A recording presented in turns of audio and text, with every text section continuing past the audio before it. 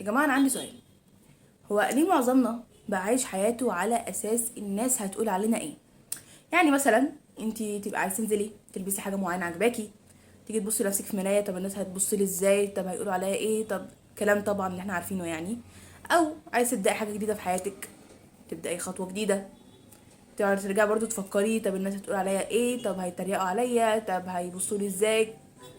بقينا بجد بنتعامل مع الموضوع بطريقة أكبر من حجمه. هاي، ازيكم؟ عامل ايه؟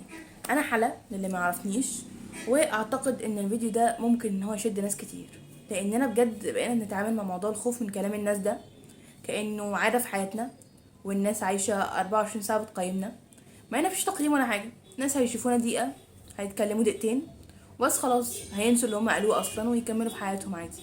ولكن احنا اللي بنفضل عايشين متأثرين بكلمة حد قالها وهو ناسي اساسا ان هو قالها، ونقعد بقى نفكر كتير ونضيع وقت كتير. فبالتالي انك خايف من كلام الناس وبتفكر في كلام الناس بزيادة بيضيع مننا فرص كتير جدا واحنا مش حاسين. يعني مثلا كم مرة جت في دماغك فكرة عايز تعمليها او حاجة نفسك فيها حتى لو حاجة بسيطة، لكن وقفتي نفسك وقلتي لا، الناس هتتكلم وتضحك عليا، انا مش هعمل اللي انا عايزاه عشان خاطر الناس متقولش عليا حاجة. ما انت سواء عملتي الناس هتقول، ما عملتيش الناس برضه هتقولك ما عملتيش، فمش فارقه. خلينا نعمل اللي احنا عايزينه هيبقى اريح لنا.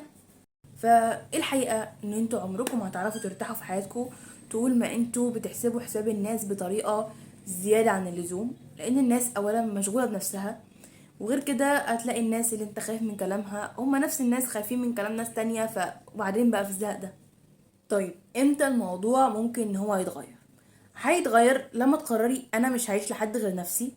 هيتغير لما تبقي مثلا كل ما تفكري انك تعملي حاجه او عايز تبداي في حاجه تسالي نفسك انا عايزه ايه، مش هما هيقولوا عليا ايه. في ساعتها هتحسوا براحه انتوا مش متخيلينها. يعني مثلا هتيجي في مره تبقي عايز تعملي حاجه، فهتفكري طب الناس ممكن تقول عليا ايه، ففي نفس اللحظه اسالي نفسك طب لو الناس قالت عليا ايه اللي هيحصل؟ يعني ايه اللي هيتغير؟ هل هم هياخدوا قرار في الحاجه اللي انا عايزاها بدلي؟ لا. هل لما يتكلموا ده هيأثر في الحاجة اللي أنا بعملها؟ لا برضو. ففكري بطريقة إيجابية، ما لو اتكلموا عليا ده يدل على إن أنا شخص مهم، عشان أنا لو شخص مش مهم ومش فارق معاهم ما كانوش اتكلموا عليا وجيت على بالهم أصلا. بصوا خلينا نتكلم بصراحة، أنا عارفة إن كلام الناس ممكن يكون بيضايق، بيزعل، بس اللي يزعل أكتر تيجي تراجعي حياتك كده تلاقي كلها قرارات مش بتاعتك، كلها كانت بناء عن خوفك من حد يتكلم عليكي او رأي او نقد ممكن حد يقوله. فلو في نصيحة هقولها لكم، هي اعملوا اللي يخليكوا مبسوطين، حتى لو دي حاجة مش عاجبة كل الناس، لكن انتوا اللي هتعيشوا مع نفسكم مش هما.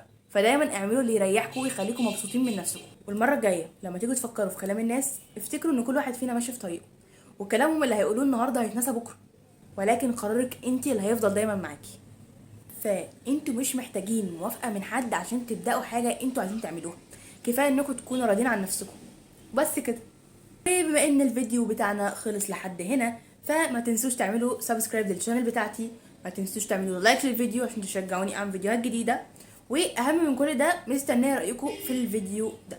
ولو عندكم افكار جديدة حابين ان انا اعملها لكم قولوا لي اعملها عادي. وبس كده، بحبكم، باي.